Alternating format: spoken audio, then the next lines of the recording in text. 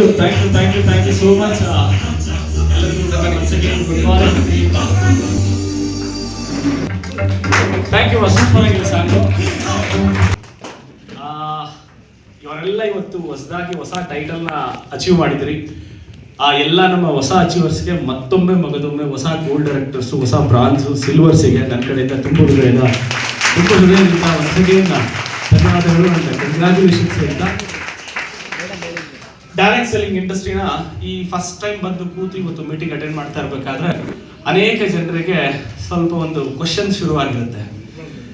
ಇದು ಯಾವುದು ಅಂದ್ರೆ ಅತಿ ದೊಡ್ಡ ಕ್ವಶನ್ನು, ಇದೆಲ್ಲ ನಡೆಯುತ್ತಾ, ಇದೆಲ್ಲ ಸಾಧ್ಯನಾ ಅನ್ನೋ ಒಂದು ದೊಡ್ಡ ಕ್ವಶನ್ ಒಳಗಡೆ ನಡೀತಾ ಇರುತ್ತೆ. ಇನ್ನ ಸ್ವಲ್ಪ ನಂತರ ಬುದ್ಧಿವಂತಿಕೆ ಎಷ್ಟು ನೋಡಿದ್ರೆ ಇವ್ರು ಹೇಳೋ ತರ ಎಲ್ಲ ಆಗೋಂಗಿದ್ದಿದ್ರೆ ಯಾಕೆ ಡಿಗ್ರಿ ಕಾಲೇಜಸ್ ಇರಬೇಕಾಯ್ತು, ಯಾಕೆ ಇಂಜಿನಿಯರಿಂಗ್ ಕಾಲೇಜ್ ಇರಬೇಕಾಗಿತ್ತು, ಯಾಕೆ MBA ಕಾಲೇಜಸ್ ಇರಬೇಕಾಗಿತ್ತು. ಒಟ್ಟಿನಲ್ಲಿ ಓವರ್ ಆಲ್ BBA ಆಗ್ಲಿ, BCA ಆಗ್ಲಿ ಅಥವಾ MBA ಆಗ್ಲಿ, ಓವರ್ ಆಲ್ ಯೂನಿವರ್ಸಿಟೀಸ್ ಎಲ್ಲ ಯಾಕೆ ಬೇಕಿತ್ತು? ಇದೆಲ್ಲ ಸದ್ಯ ಇಲ್ಲ. ಹೇಳಕ್ಕೂ ಕೇಳಕ್ಕೂ ಚೆನ್ನಾಗಿರುತ್ತೆ, ಬಟ್ ಪ್ರಾಕ್ಟಿಕಲ್ ಆಗಿ ನಡೆಯಲಿಕ್ಕೆ ಸಾಧ್ಯ ಇಲ್ಲ ಅನ್ನೋ ಒಂದು ಕ್ವಶನ್ ನಿಮ್ಮಲ್ಲಿ ಮೂಡಿದ್ರೆ ಕಂಗ್ರ್ಯಾಚುಲೇಷನ್, ನೀವು ನನ್ನ ಬ್ಯಾಚ್ ಮೇಟ್ಸೆ ಕಂಗ್ರ್ಯಾಚುಲೇಷನ್ಸ್. ಯಾಕೆಂದ್ರೆ 24 ವರ್ಷದ ಹಿಂದೆ ಈ ಕ್ವಶನ್ ನನ್ನ ಕಾಡಿತ್ತು. ಯಾವಾಗ ಒಬ್ಬೊಬ್ಬರನ್ನೇ ಮೀಟಿಂಗ್ ಆದ್ಮೇಲೆ ಕೆಲವೊಬ್ಬರನ್ನ ಮಾತಾಡದೆ ಇಲ್ಲ ಇಲ್ಲಿ ಏನೋ ಇದೆ ಅನ್ನೋ ಒಂದು ಕ್ಲಾರಿಟಿ ಸಿಕ್ತು.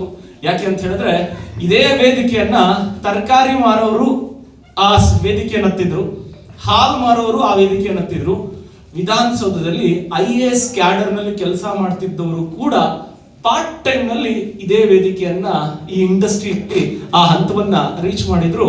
ಅಷ್ಟೇ ಅಲ್ದಿರ HAL ನಲ್ಲಿ ಏರೋನಾಟಿಕಲ್ ಇಂಜಿನಿಯರ್ ಕೆಲಸ ಮಾಡ್ತಾ ಇದ್ದು ಒಂದು ಉನ್ನತವಾದಂತ ಪೋಸ್ಟ್ ಅಲ್ಲಿ ಇದ್ದವರು ಅವರ ಜಾಬ್ ಅನ್ನ ರಿಸೈನ್ ಮಾಡಿ ಈ ಬಿಸ್ನೆಸ್ ಅನ್ನ ಫುಲ್ ಟೈಮ್ ತಗೊಂಡಿದ್ರು.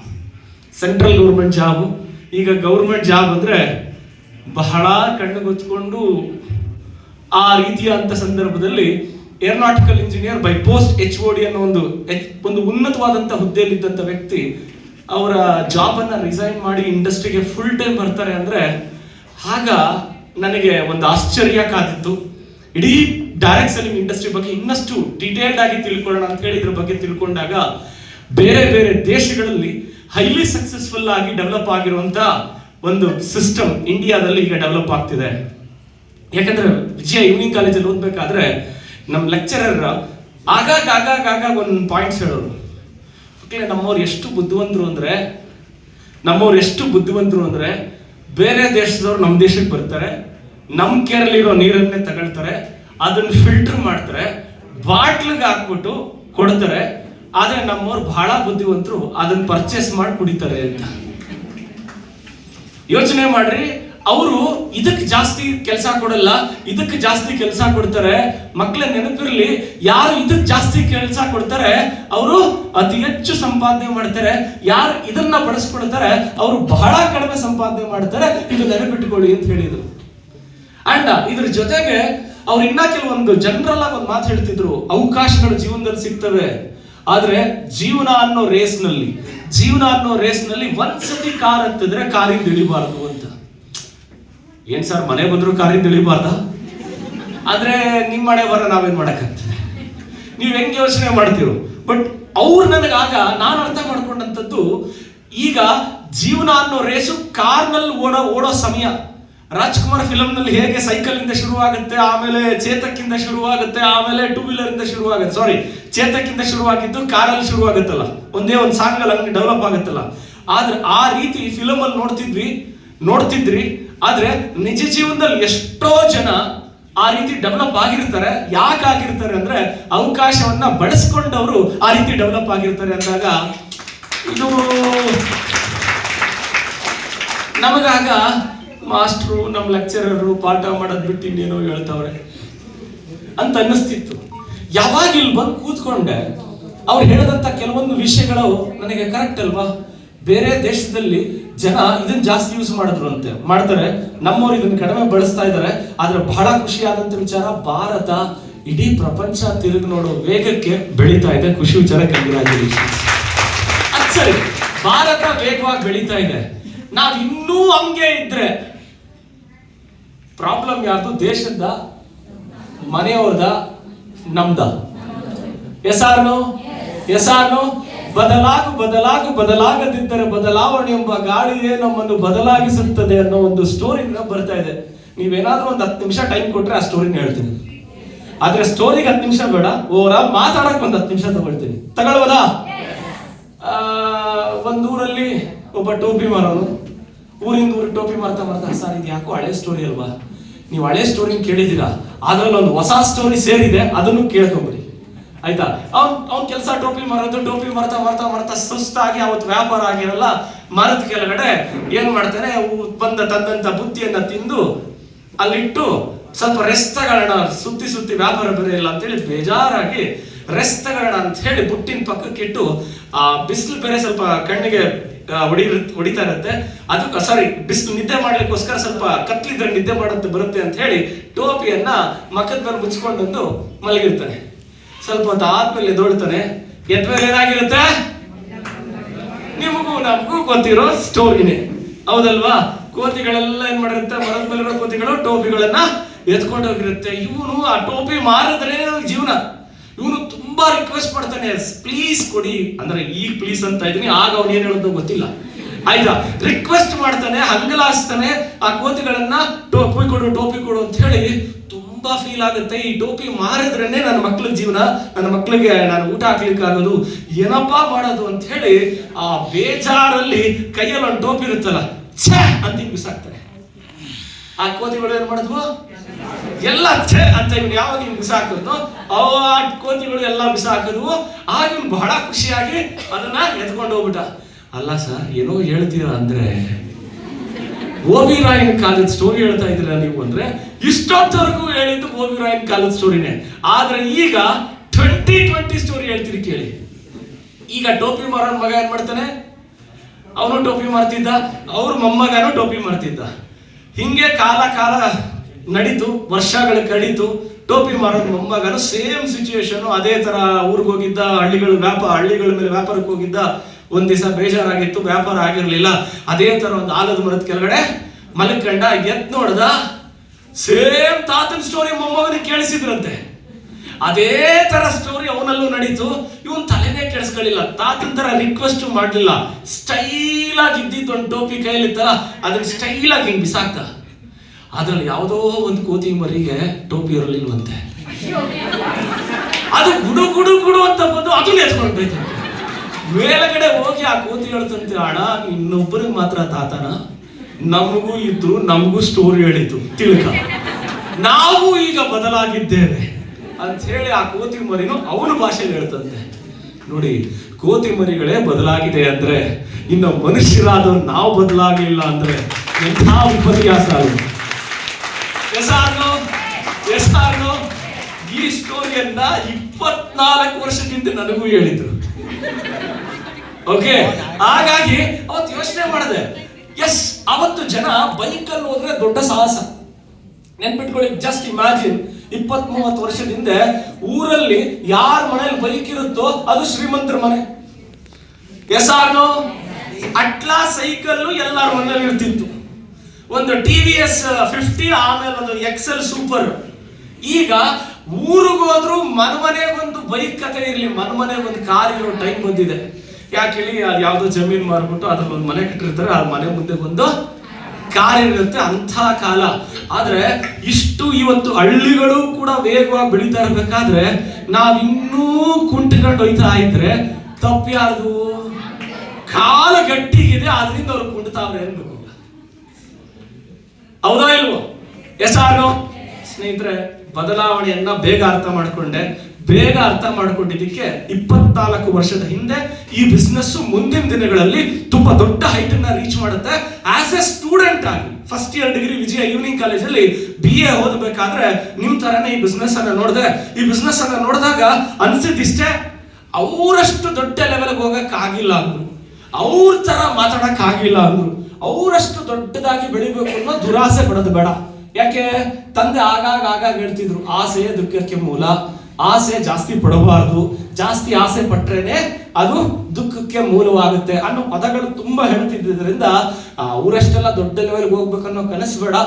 ಏನೋ 1-2,000 ಸಂಪಾದನೆ ಮಾಡಿಕೊಳ್ಬಹುದು. ಅವರೆಲ್ಲ ಅಷ್ಟೆಲ್ಲ ರೀಚ್ ಆಗಿದ್ದಾರೆ ಅಂದ್ರೆ, ಅಷ್ಟೊಂದೆಲ್ಲ ಅವ್ರು ಸಕ್ಸಸ್ ಆಗಿದ್ದಾರೆ ಅಂದ್ರೆ, ಅವರ ಒಂದು 10% ಆದ್ರೂ ಸಕ್ಸಸ್ ಆದ್ರೆ ಸಾಕು ಅನ್ಕೊಂಡು ಈ ಬಿಸ್ನೆಸ್ ಅನ್ನ ಶುರು ಮಾಡಿದಾಗ ನನಗೊಂದು ದೊಡ್ಡ ಪಟ್ಟ ಕೆಟ್ಟಿದ್ರು. ಆ ಪಟ್ಟ ಏನು ಅಂತ ಹೇಳಿದ್ರೆ, ಇವನನ್ನ ಯಾರೋ ತಲೆ ಕೆಡಿಸೋರೆ ಅಂತ, ಇವನಿಗೆ ಏನ್ ಹೇಳಿದ್ರು ಅರ್ಥವಾಗ್ತಿಲ್ಲ, ಇವನು ಚೆನ್ನಾಗಿ ಮೈಂಡ್ ವಾಶ್ ಮಾಡೋರೆ ಅಂತ. ಅವ್ರು ಯಾರು ಅಂದ್ರೆ ನನ್ನ 10th ಕ್ಲಾಸ್ ಬಿಟ್ನ ಸ್ನೇಹಿತರು. ಯಾಕೆ ಅಂತ ಹೇಳಿದ್ರೆ, ಇಲ್ಲಿ ಬಂದು ಯಾರು ತುಂಬಾ ಜಾಸ್ತಿ ಮಾತಾಡ್ತಿದ್ರು ಅವನಲ್ಲೂ ಕಾರ್ಕರೆ ಆಗಿತ್ತು. ಯಾಕೆ ಅಂದ್ರೆ ಅವ್ನು ಯಾರೋ ಗುಟ್ಕಾನೋ ಪಾನ್ ಬರಕೋ ಆಗ್ತಿದ್ದ. ನೋಡು ಈ ಪೇಸ್ಟ್ ಹಂಗೈತೆ ಹಿಂಗೈತೆ ಅಂತಾರೆ, ಅವನು ಅಲ್ಲೇ ಸರಿಯಾಗಿಲ್ಲ, ಹಂಗಂದ್ರೆ ಈ ಪೇಸ್ಟ್ ಕೆಲಸ ಮಾಡಲ್ಲ ನೋಡು. ನಾನು ಕುತ್ಕೊಂಡು ಯೋಚನೆ ಮಾಡಿದೆ, ಆ ಪೇಸ್ಟ್ ಅವನಲ್ಲಿಗೆ ಸರಿ ಹೋಗ್ಲಿಲ್ಲ, ಬಟ್ ಹಂಗಂತ ಬೇರೆಯವ್ರಿಗೂ ಸರಿ ಹೋಗಲ್ಲ ಅಂತ ಯೋಚನೆ ಮಾಡೋದು ನಮ್ ತಪ್ಪಲ್ವಾ? ಯಾಕಂದ್ರೆ ಅವನು ವೈಯಕ್ತಿಕವಾಗಿ ಏನೇನು ಅಭ್ಯಾಸಗಳಿದೆಯೋ, ಆದ್ರೆ ಪೇಸ್ಟ್ ಅನ್ನ ಅಷ್ಟೊಂದ್ ಜನ ಹೇಳ್ತಿದ್ದಾರೆ, ಇರೋ ಪ್ರಾಡಕ್ಟ್ಸ್ ಅನ್ನ ಅಷ್ಟೊಂದ್ ಜನ ಹೇಳ್ತಿದ್ದಾರೆ.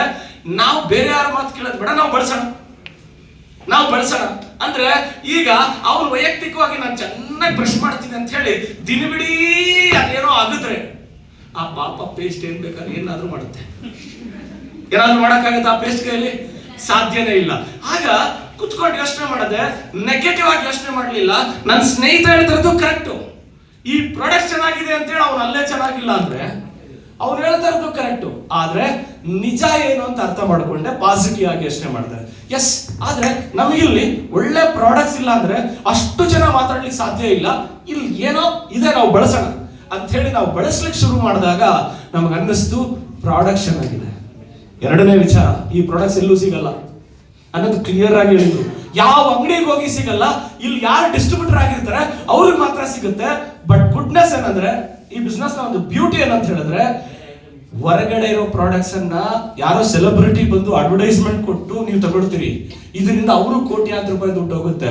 ಇಲ್ಲಿ ನೀವು ಬಳಸಿ, ನಿಮಗೆ ಇಷ್ಟ ಆದ್ಮೇಲೆ ನಿಮಗೆ ಗುರುತು ಪರಿಚಯ ಇರೋರು ನೀವೇ ಹೇಳಿ, ನೀವೇ ಸೆಲೆಬ್ರಿಟಿಗಳಾಗಿ ಅಂತ ನಾವು ಮಾತಾಡಿದ್ರಲ್ಲ, ಅದು ಬಹಳ ಇಷ್ಟ ಆಯ್ತು.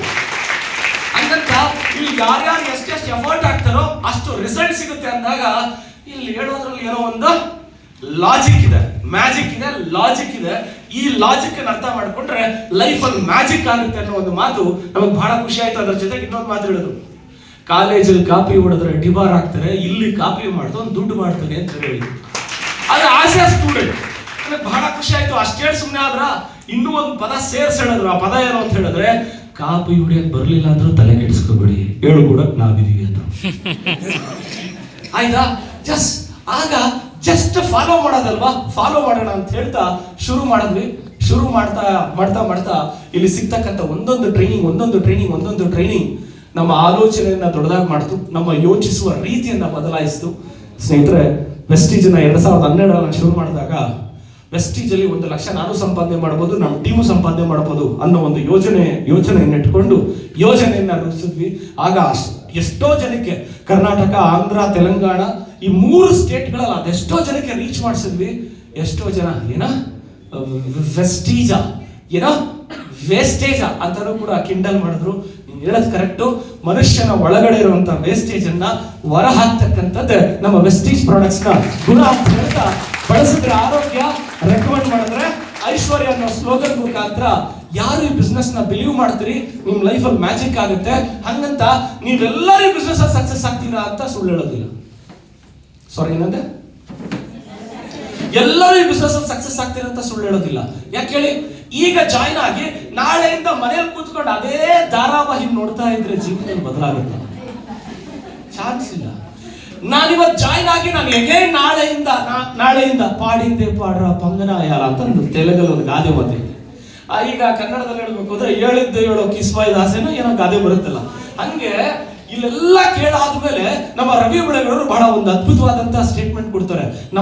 ನಮ್ಮ ಜನ ಎಂತ ಒಳ್ಳೆಯವರು ಅಂದ್ರೆ ರಾತ್ರಿ ಎಲ್ಲ ಕನಸ್ಕೊಳ್ತಾರೆ, ಬೆಳಗ್ಗೆ ಎದ್ದು ನನಗೂ ಅದಕ್ಕೂ ಸಂಬಂಧನೇ ಇಲ್ಲ ಅಂತೇಳಿ ಹೋಗ್ತಾ ಇರ್ತದೆ.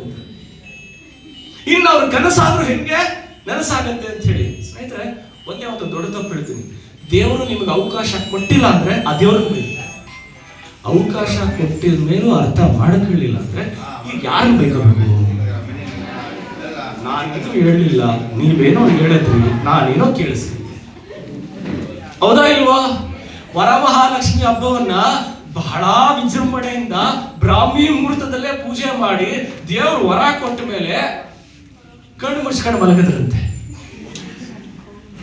ಲಕ್ಷ್ಮಿ ಬಂದ್ರೆ ನಮ್ಮ ಮನೆಗೆಲ್ಲ ಪಕ್ಕದ ಮನೆಗೆ ಹೋಗೋದು ಕಳಿಸಿದ್ರೆ ಪಾಪ ಲಕ್ಷ್ಮವ್ವ ತಾನೇ ಏನ್ ಮಾಡ್ತಾರೆ? ಎಸಾನು. ಆದ್ರೆ 24 ವರ್ಷದ ಹಿಂದೆ ಈ ಅವಕಾಶ ಸಿಕ್ಕಿದಾಗ ನಮಗೇನು ಅರ್ಥ ಆಗ್ಲಿಲ್ಲ. ಆದ್ರೆ ಅರ್ಥ ಆಗಿದ್ ಒಂದೇ, ಇವ್ರೆಲ್ಲರೂ ಯಾವುದೋ ಒಂದು ದಾರಿ ಕಡೆ ಹೊರಟವ್ರೆ. ಈ ಗುಂಪನಾಗ ನಾನು ಒಬ್ಬನ ಸೇರ್ಕೊಂಡ್ರೆ ನನ್ನನ್ನು ಹಿಂದೆ ಇರೋರು ತಳ್ತಾರೆ, ಮುಂದೆ ಇರೋರು ಎಳ್ಕೊಂಡೊಯ್ತಾರೆ ಅನ್ಕೊಂಡು ಈ ಗುಂಪಲ್ಲಿ ನಡೆದೆ. ಆದ್ರೆ ಇನ್ನೊಂದು ವಿಚಾರ ಹೇಳ್ತೀನಿ, ಈ ಗುಂಪು ಸಾಮಾನ್ಯವಾದ ಗುಂಪಲ್ಲ. ಕುಂತ್ಕೊಂಡ್ರೆ ಕುತ್ಕೊಳಕ್ಕಾಗಲ್ಲ, ನಿಂತ್ಕೊಂಡ್ರೆ ನಿಂತ್ಕೊಳಕ್ಕಾಗಲ್ಲ, ರಾತ್ರಿ ನಿದ್ದೆ ಮಾಡಕ್ ಹೋದ್ರೆ ನಿದ್ದೆ ಬರಲ್ಲ. ಒಟ್ನಲ್ಲಿ ನಮಗ್ ನಾವೇ ಏನೋ ಒಂದು ಅರ್ಥ ಆಗದೆ ಇರೋಂತ ಜೀವನ ಶುರು ಮಾಡಿತ್ತು. ಆಗ ಅನ್ನಿಸ್ತು ನೆಮ್ಮದಿಯಾಗಿದ್ವಿ, ಇದು ಯಾಕೋ ತಲೆ ಕೆಡಿಸ್ಕೊಂಡಲ್ಲ ಅಂತ. ಆದ್ರೆ ಒಂದ್ ವಿಷಯ ತಿಳ್ಕೊಳ್ಳಿ, ಜೀವನದಲ್ಲಿ ಆರ್ಡಿನರಿಯಾಗಿದ್ದು ಯಾಕೆ ಹುಟ್ಟಿದ್ವಿ ಅಂತ ನಮಗೂ ಗೊತ್ತಿದ್ದೀರ, ಯಾಕೆ ಸತ್ವಿ ಅಂತ ಬೇರೆಯವ್ರಿಗೂ ಗೊತ್ತಾಗ್ತೀರ. ಹೆಂಗೋ ಹಂಗಿರ್ಬೇಕು ಅಂದ್ರೆ ಈಗ ಹೆಂಗಿದೀವೋ ಹಂಗಿರ್ಬಿಡ್ಬೇಕು. ಆದ್ರೆ ಹುಟ್ಟಿದ ಮೇಲೆ ನಮ್ದೇ ಆದಂತದ್ದು ಏನಾದ್ರೂ ಒಂದು ಬೆಂಚ್ ಮಾರ್ಕ್ ಕ್ರಿಯೇಟ್ ಮಾಡ್ಬೇಕು ಅನ್ಕೊಂಡ್ರೆ ಈ ಗುಂಪಲ್ಲಿ ಬೆಂಚ್ ಮಾರ್ಕ್ ಕ್ರಿಯೇಟ್ ಮಾಡಬೇಕು ಅಂದ್ರೆ ಈ ಗುಂಪಲ್ಲಿ. ಹಂಗಂತ ಇಲ್ಲೆಲ್ಲ ಯಶಸ್ವಿ ಆದ್ರಲ್ಲ, ಅವರೆಲ್ಲ ರಾತ್ರೋರಾತ್ರಿ ಯಶಸ್ವಿ ಆದ್ರು ಅಂತ ಅನ್ಕೋಬೇಡಿ. ಈಗ ಯಶಸ್ವಿ ಆಗಕ್ ಹೊರಟಿರೋರು, ಈಗ ಯಶಸ್ವಿ ಆಗ್ಲಿಕ್ಕೆ ಆಗಿರೋರು, ಇನ್ನೂ ಆಗ್ಲಿಕ್ಕೆ ಹೊರಟಿರೋರು ರಾತ್ರೋರಾತ್ರಿ ಇತಿಹಾಸನೂ ಬದಲಾಗಲ್ಲ, ರಾತ್ರೋರಾತ್ರಿ ಮನೆನೂ ಕಟ್ಟಕ್ಕಾಗಲ್ಲ. ಎಸಾರ್ನೋ? ರಾತ್ರೋರಾತ್ರಿ ಗುಡಿಸಲು ಬೇಕಾದ್ರೆ ಕಟ್ಬೋದು, ರೈಟ್ ಆರಾಗ? ರಾತ್ರೋರಾತ್ರಿ ಗುಡಿಸಲು ಬೇಕಾದ್ರೆ ಕಟ್ಟಬಹುದು, ರಾತ್ರೋರಾತ್ರಿ ದೊಡ್ಡ ಮನೆ ಕಟ್ಲಿಕ್ಕಾಗಲ್ಲ. ಅದೇ ತರ ಈ ಬಿಸ್ನೆಸ್ ಅನ್ನು ಒಂದು ದಿನ, 1 ತಿಂಗಳು 2 ತಿಂಗಳು ಅಂತ ಕಟ್ಲಿ 2 ತಿಂಗಳಲ್ಲಿ ಡೆವಲಪ್ ಆಗಕ್ಕಾಗಲ್ಲ. 5 ವರ್ಷ ಈ ಬಿಸ್ನೆಸ್ ನ ಒಂದು ಪ್ರಾಜೆಕ್ಟ್ ರೀತಿ ತಗೊಳ್ಳಿ, 5 ವರ್ಷ ಈ ಬಿಸ್ನೆಸ್ ನ ಒಂದು ಪ್ರಾಜೆಕ್ಟ್ ತರ ತಗೊಳ್ಳಿ. ಯಾಕೆ ಅಂತ ಹೇಳಿದ್ರೆ ನನಗೆ ನಮ್ಮ ಅಪ್ಪ ಒಂದು ಮಾತು ಹೇಳ್ತಿದ್ರು, ಈ ಬಿಸ್ನೆಸ್ ನ ನೀನ್ ಜಾಯ್ನ್ ಆಗಿದ್ದು ಸಂಪಾದನೆ ಮಾಡ್ಲಿಕ್ಕಲ್ಲ, ನಾನ್ ಸಂಪಾದನೆ ಮಾಡಿದ್ದನ್ನು ತಗೊಂಡೋಗಿ ಹಾಳು ಮಾಡ್ಲಿಕ್ಕೆ ಅಂತ ಬೈತಿದ್ರು. ಯಾಕೆ ಅಂತ ಹೇಳಿದ್ರೆ ಈ ಬಿಸ್ನೆಸ್ ನಾನು ಕಲೀಲಿಕ್ಕೆ ನನಗೆ ಸಮಯ ತಗೊಳ್ತು. ಈ ಬಿಸ್ನೆಸ್ ಅಲ್ಲಿ ನನಗೆ ಬಿಗಿನಿಂಗ್ ನಲ್ಲಿ 120 ರೂಪಾಯಿ, 130 ರೂಪಾಯಿ, 140 ರೂಪಾಯಿ ಚೆಕ್ ಬರ್ತಿದ್ದಾಗ ಅವ್ರು ಬೈತಿದ್ರು. ಯಾಕೆ ಅಂತ ಹೇಳಿದ್ರೆ ಆಗ ನಾನು ಲರ್ನಿಂಗ್ ಪ್ರೊಸೆಸ್ ಅಲ್ಲಿ ಇದ್ದೆ. ಎಷ್ಟು ಕಲಿತೀವೋ ಅಷ್ಟು ಅರ್ನ್ ಮಾಡ್ತೀವಿ ಅನ್ನೋ ಒಂದು ವಿಚಾರ ಈ ಬಿಸ್ನೆಸ್ ಅಲ್ಲಿ ನನಗೆ ಗಟ್ಟಿಯಾಗಿ ಗೊತ್ತಿದ್ರಿಂದ ಈ ಬಿಸ್ನೆಸ್ ನ ಕಲಿತಾ ಟೀಮ್ ಬಿಲ್ಡ್ ಮಾಡೋದ್ರ ಕಡೆ ಗಮನ ಹರಿಸಿದ್ವಿ, ಮುಂದೆ ನೋಡ್ತಾ ಹೊರಟ್ವಿ. 5 ವರ್ಷ ಆದ್ಮೇಲೆ ಈ ಬಿಸ್ನೆಸ್ ನಲ್ಲಿ ಎಂತ ಹೈಟ್ ಅನ್ನ ರೀಚ್ ಆಗಿರ್ತೀವಿ ಅನ್ನೋ ಒಂದು ಕನಸನ್ನು ಕಂಡ್ವಿ. ಆ ಜನ ಒಂದು ಕಾಮೆಂಟ್ ಕೊಡಕ್ ಶುರು ಮಾಡಿದ್ರು, ಕನಸು ಕಾಣಬಹುದು, ಈ ಕನಸಾಗೆ ಉಳಿದೋಗ್ಬಿಡುತ್ತೆ ಅಂತ ಅನ್ಕೊಂಡ್ರು. ಆದ್ರೆ ನಮಗಲ್ಲಿ ಅನಿಸಿರ್ಲಿಲ್ಲ. ಯಾಕೆ ಅಂತ ಹೇಳಿದ್ರೆ ಹಿಂದೆಗಡೆ ಇವತ್ತೇನು ನಿಮ್ ಗುರುಗಳಾಗಿ ಮುಂದೆ ನಿಂತರು ಮಾತಾಡಿದ್ರು, ಅವ್ರ ತರ ಅವತ್ತಿನ ಕಾಲದಲ್ಲಿ ನಮಗೆ ಕೆಲವೊಬ್ರು ಗುರುಗಳಿದ್ರು. ಅವ್ರ ಮಾತುಗಳನ್ನ ಕೇಳ್ತಾ ರಾಮನ ಗೆರೆಯನ್ನ ಲಕ್ಷ್ಮಣ ಹೇಗೆ ದಾಟಲ್ವೋ ಆ ಗುರುಗಳ ಗೆರೆಯನ್ನ ದಾಟದಿರ ಅದೇ ದಾರಿಯಲ್ಲಿ ಬೆಳೆದಿದ್ದಕ್ಕೆ ಇವತ್ತು ಜನ ನಮ್ಮನ್ನು ಗುರುಗಳಾಗಿ ಸ್ವೀಕರಿಸಿದ್ರು. ಸಿಂಪಲ್. ಯಾವುದೇ ಒಂದು ದಾರಿಯನ್ನ ರೀಸೆಂಟ್ಲಿ ಗಾಂಧೀಜಿಯವರ ತತ್ವಗಳನ್ನು ಓದ್ತಾ ಇದ್ದಾಗ ಒಂದು ಬ್ಯೂಟಿಫುಲ್ ಸ್ಟೇಟ್ಮೆಂಟ್. ಈಗ ಗುರಿನ ಸೇರಬೇಕಾದ್ರೆ ಗುರಿ ಕಡೆ ಫೋಕಸ್ ಮಾಡಬೇಕು. ಎಸಾನು ಅಲ್ಲ, ಗುರಿ ಮುಟ್ಟಬೇಕಾದ್ರೆ ಸರಿಯಾದ ಮಾರ್ಗವನ್ನು ಆಯ್ಕೆ ಮಾಡ್ಕೋಬೇಕು. ಯಾರು ಸರಿಯಾದ ಮಾರ್ಗವನ್ನು ಆಯ್ಕೆ ಮಾಡ್ಕೊಳ್ತಾರೋ ಅವರು ತನಗೆ ತಾನೇ ಗುರಿಯನ್ನ ಮುಟ್ಟು ಬಿಡ್ತಾರೆ ಅಂತ. ಇದ್ರ ಎಷ್ಟು ಡೀಪ್ ಆಗಿ ಇದರ ಸ್ಟೇಟ್ಮೆಂಟ್ ಅಂದ್ರೆ ಅರ್ಥ ಮಾಡ್ಕೊಳ್ಳೋರು ಗೊತ್ತಾಗತ್ತೆ. ಬಲ್ಲವನೇ ಬಲ್ಲ, ಬೆಲ್ಲದ ಸಿಹಿ ಅಂತಾರೆ. ಹಾಗೆ ಯಾರು ಸರಿಯಾದ ಮಾರ್ಗದಲ್ಲಿ ಇರ್ತಾರೋ ಅವರ ಗುರಿ ಒಂದಲ್ಲ ಒಂದು ದಿನ, ಈಗಲ್ಲ ಅಂದ್ರೆ ನಾಳೆ, ನಾಳೆ ಅಲ್ಲ ಅಂದ್ರೆ ನಾಡಿದ್ದು, ಒಂದಲ್ಲ ಒಂದು ದಿನ ಆ ಗುರಿಯನ್ನ ಮುಟ್ಟೇ ಬಿಡ್ತಾರೆ. ಆದ್ರೆ ಮಾರ್ಗ ಮಾತ್ರ ಸಜ್ಜನರ ಸಂಘ ಮುದ್ದು ಬರುವಂತಿಕ್ಕು, ದುರ್ಜನರ ಸಂಘ ಬಚ್ಚಲ ರೊಚ್ಚಿನಂತಿಕ್ಕು ಸರ್ವಜ್ಞ ಅಂತ ಸರ್ವಜ್ಞ ಆಗ್ಲೇ ಹೇಳಿದ್ರು. ಇಲ್ಲಿ ಗೆಲ್ತಕ್ಕಂತ ಒಂದು ತಂಡ ಇದೆ, ಗೆಲ್ಲಿಸ್ತಕ್ಕಂತ ಒಂದು ತಂಡ ಇದೆ. ಆ ರೀತಿ ಯಾರು ಜೀವನದಲ್ಲಿ ಗೆಲ್ಲಬೇಕು ಅನ್ಕೊಳ್ತಿರೋ ಈ ತಂಡ ಜೊತೆ 5 ವರ್ಷ ನಿಮ್ ಸಮಯ ಕೊಡಿ. ಆ ಸಮಯ ಯಾವುದು ಅಂದ್ರೆ ನಿಮ್ ಕೆಲಸ, ಕಾರ್ಯ, ಮನೆ, ಮಠ ಎಲ್ಲ ಬಿಟ್ಟು ಅಲ್ಲ. ಇದರೆಲ್ಲದರ ಜೊತೆಗೆ ಏನ್ ಟಿವಿ ಮುಂದೆ ಫ್ರೆಂಡ್ಗಳ ಜೊತೆ ಸೇರಿ ಹರಟೆ ಹೊಡೆಯೋ ಟೈಮು, ಪಿಕ್ನಿಕ್ ಹೋಗೋ ಟೈಮು, ಟ್ರಿಪ್ ಹೋಗೋ ಟೈಮು, ಈ ತರ ವೇಸ್ಟ್ ಮಾಡ್ತಾ ಇರೋ ಟೈಮನ್ನ 5 ವರ್ಷ ಇಲ್ಲಿ ಕೊಡಿ. 5 ವರ್ಷ ಆದ್ಮೇಲೆ ನಿಮ್ಮನ್ನ ನೀವೇ ಗಿಂಡ್ಕೊಂಡು ನೋಡ್ಕೊಡ್ಬೇಕು ಇದು ನಾನೇನ ಅನ್ನೋ ಒಂದು ಬದಲಾವಣೆ ನಿಮ್ಮಲ್ಲಿ ಬಂದಿರುತ್ತೆ. ಅಂತ ಒಂದು ಬದಲಾವಣೆಗೆ ನಿಮ್ಮನ್ನ ವೆಲ್ಕಮ್ ಮಾಡ್ತಾ ನನ್ನ ಮಾತನ್ನ ಮುಗಿಸ್ತಿದ್ದೀನಿ. ಥ್ಯಾಂಕ್ ಯು ವಿಶ್ವ.